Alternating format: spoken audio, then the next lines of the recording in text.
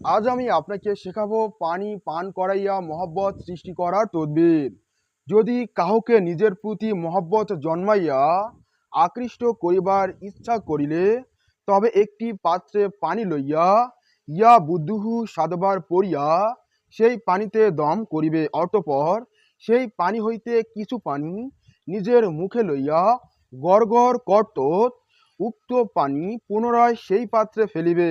অতঃপর ওই পানি তাহাকে পান করাইবে। আল্লাহর রহমতে তাহার অন্তরে মহব্বত সৃষ্টি হইবে এবং তালেবের প্রতি তাহার মন আকৃষ্ট হইবে।